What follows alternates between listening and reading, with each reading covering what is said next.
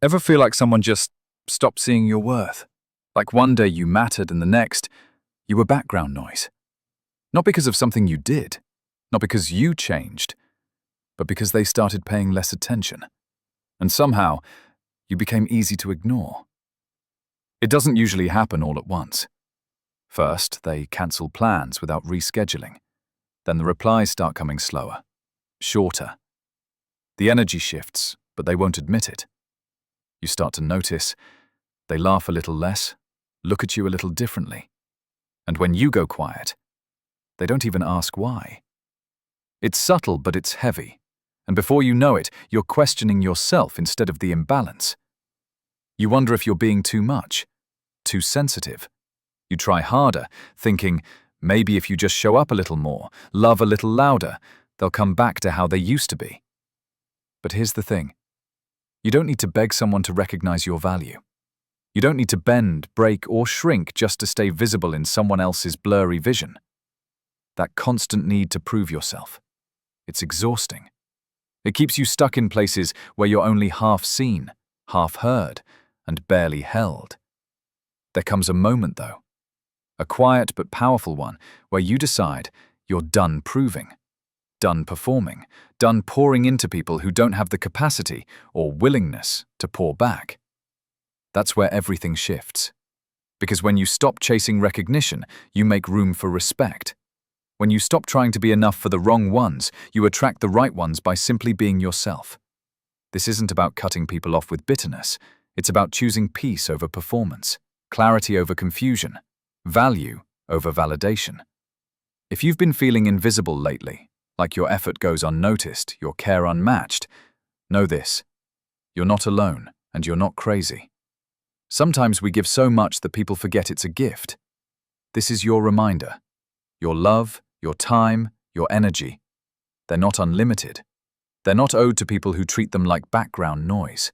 So if this hits close to home, don't just scroll past. Hit like, subscribe, share it with someone who needs this reminder. Because the moment you stop waiting for them to see you, you start seeing yourself more clearly than ever before. Let's call it what it really is. When someone stops valuing you, it doesn't always come with a dramatic exit or a clear explanation. Most of the time, it's quiet, almost invisible at first.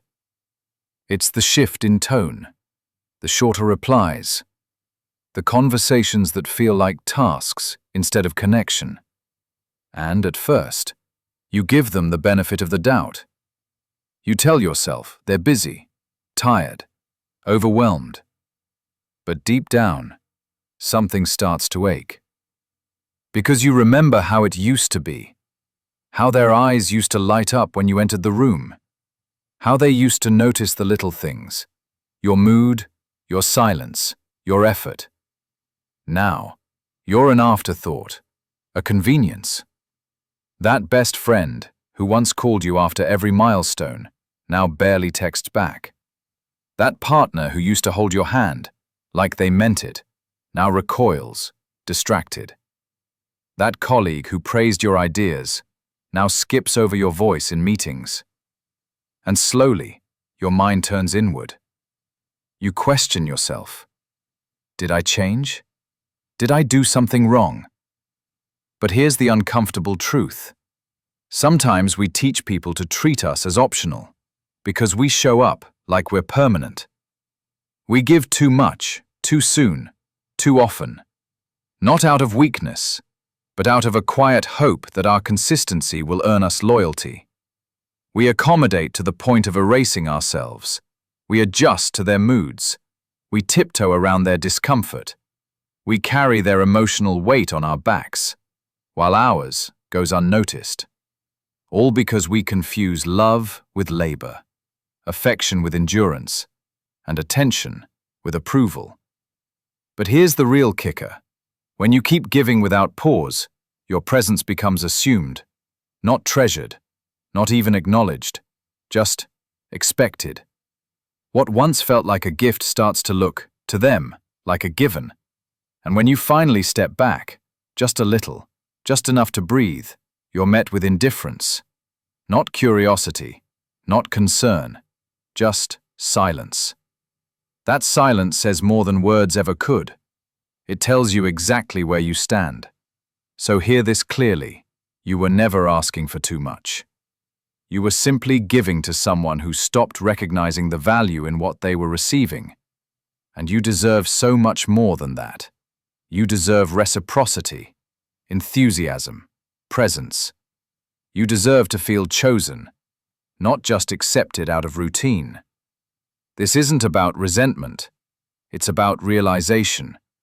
Because once you see the slow fade for what it is, not your failure, but their lack of effort, you can stop internalizing it and start walking away with your dignity intact. Whenever realize the balance is off, it's time to pause and take a hard look inside. This isn't about blaming yourself or anyone else. It's about understanding what's really going on beneath the surface. Ask yourself, am I giving to feel needed, or because I truly want to?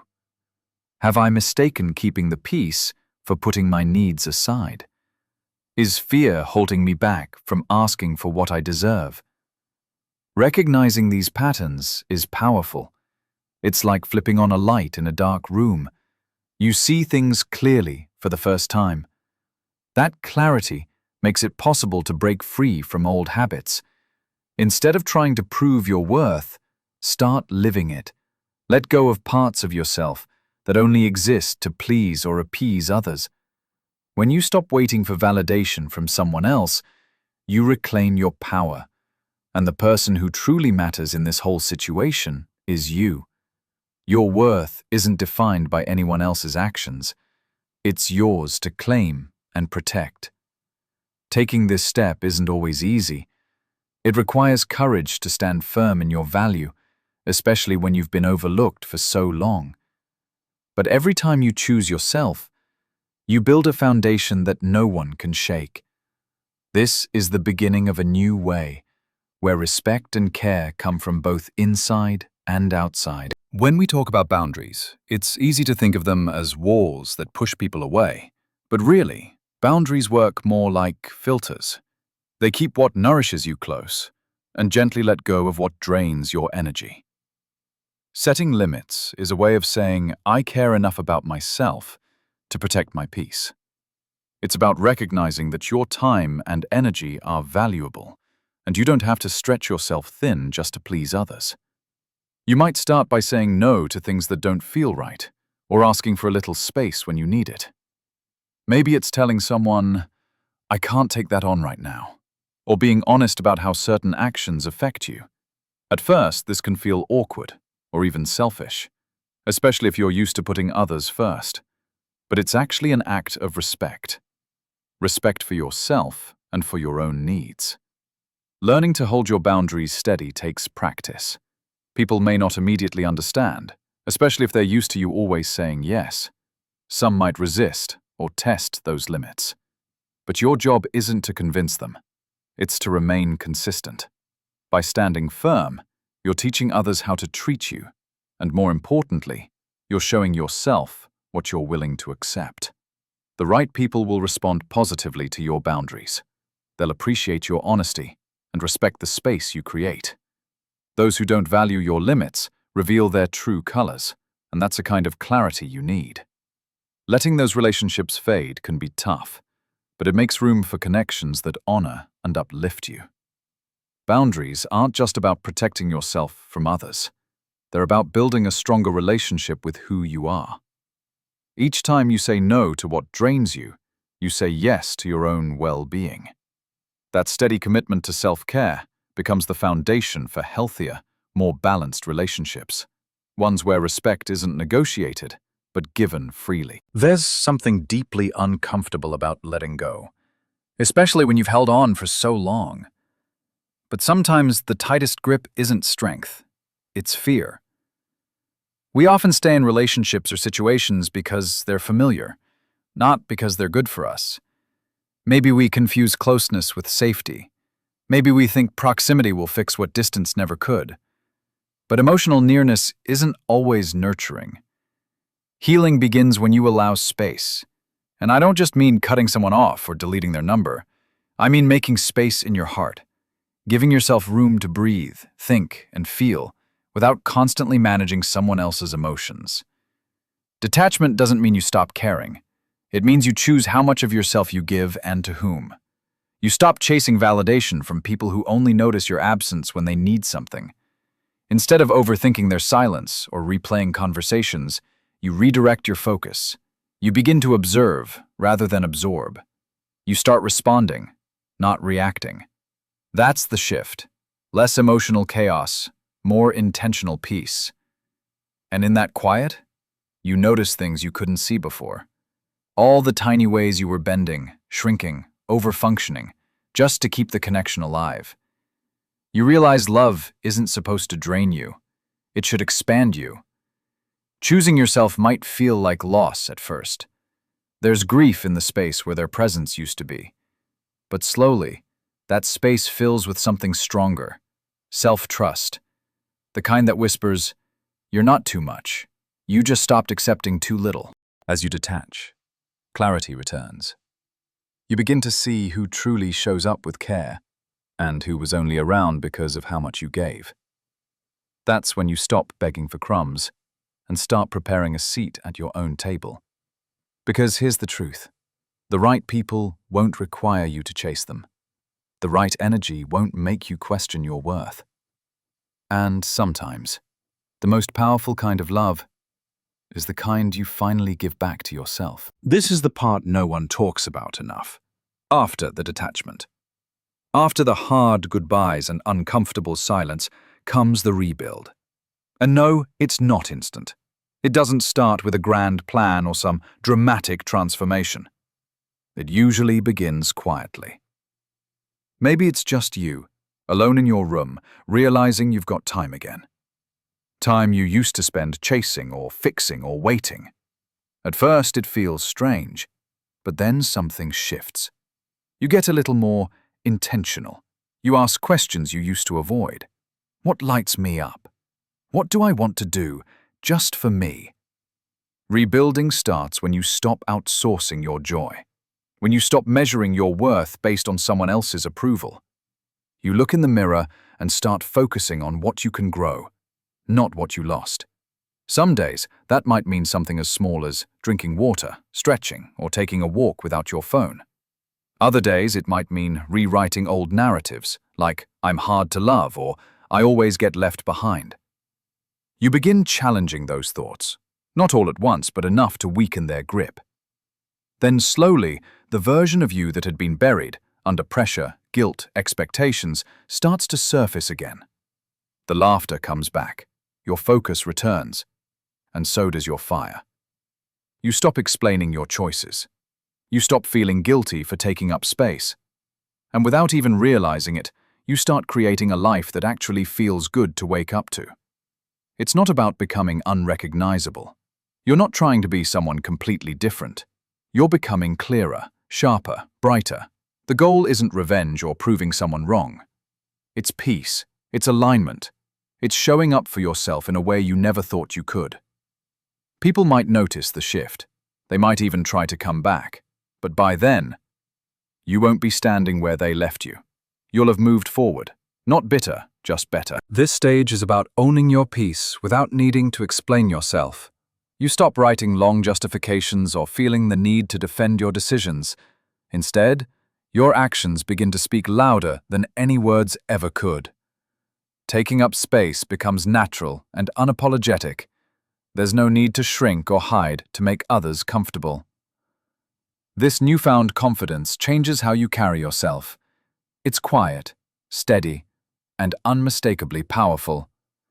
You realize that constantly trying to prove your worth only drains you.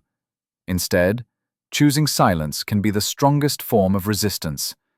When you trust your value deeply, arguing or convincing others feels unnecessary and exhausting. It's about standing firm in your truth without raising your voice.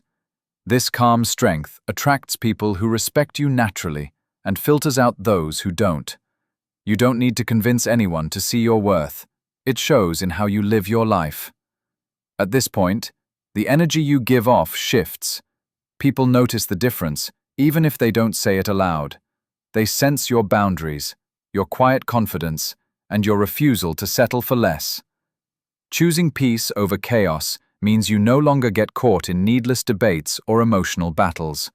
Your focus moves from external approval to internal alignment. You're no longer wasting energy trying to be understood by those unwilling to see you. This kind of strength is magnetic. It pulls in respect without demanding it, and creates space for healthier relationships to grow. The silence you embrace isn't emptiness.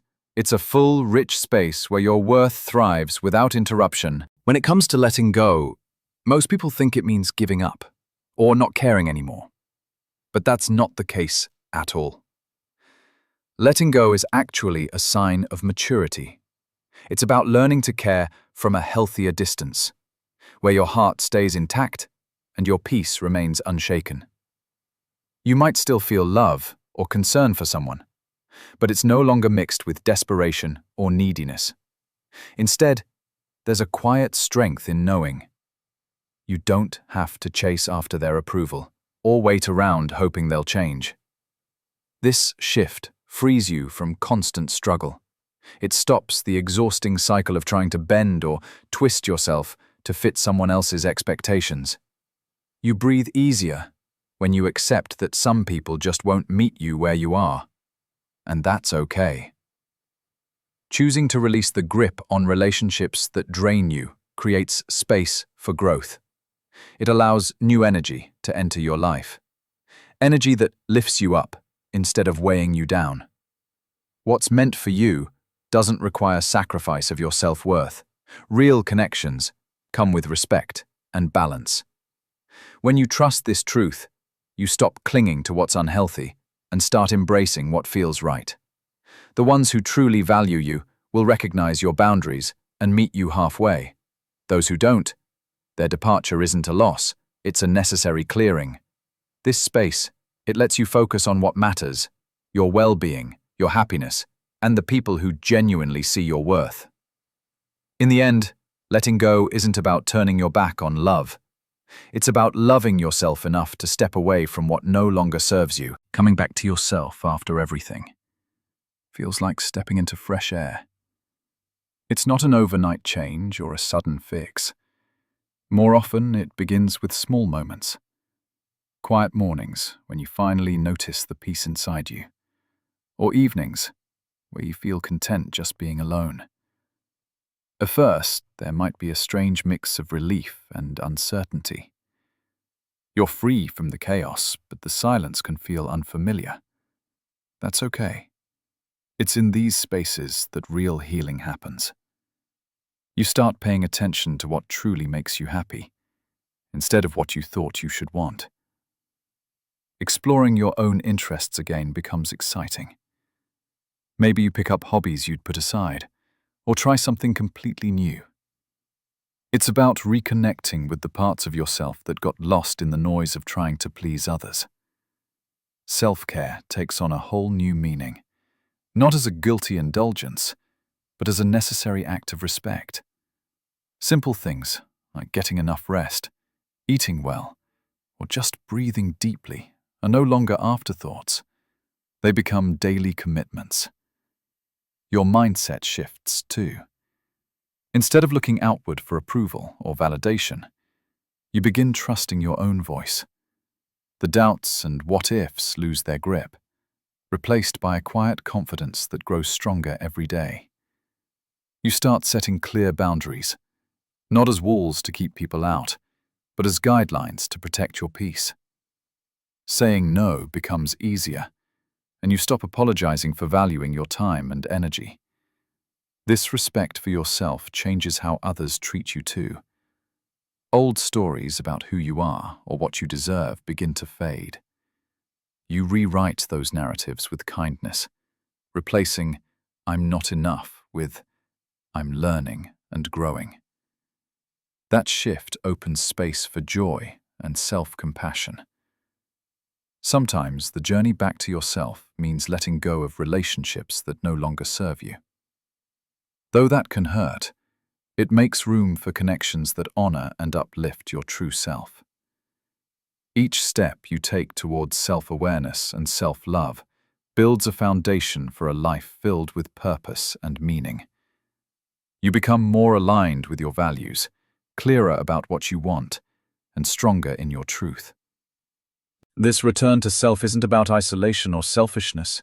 It's about claiming your power, living authentically, and embracing the freedom that comes from knowing who you really are, without needing anyone else's permission. The final step in this journey is the freedom to fully live your own story. It's no longer about proving your worth to others or seeking their approval. Instead, you hold your value quietly but firmly, from the inside out. You start making choices that honor your happiness and your peace, without second-guessing or apology. This isn't about being perfect or having everything figured out. It's about embracing your real self, flaws and all. Surrounding yourself with people who see and respect you becomes a natural part of life. Those connections feel effortless because they're built on genuine appreciation, not on need or obligation. There's a new kind of confidence that comes with this clarity. It's steady and calm, not loud or demanding. When you carry yourself this way, it changes the energy around you, drawing in what truly belongs. Mistakes or setbacks no longer shake you to your core. Instead, they become lessons that strengthen your foundation. Each day, you get better at protecting your peace and nurturing your growth. Letting go of what no longer serves you creates space for new opportunities to bloom. Whether in relationships, work, or personal passions, the future starts to look brighter, full of possibilities that align with who you've become. You don't need to explain your journey or justify your choices to anyone. Your life itself is the proof of your worth, and that's more than enough.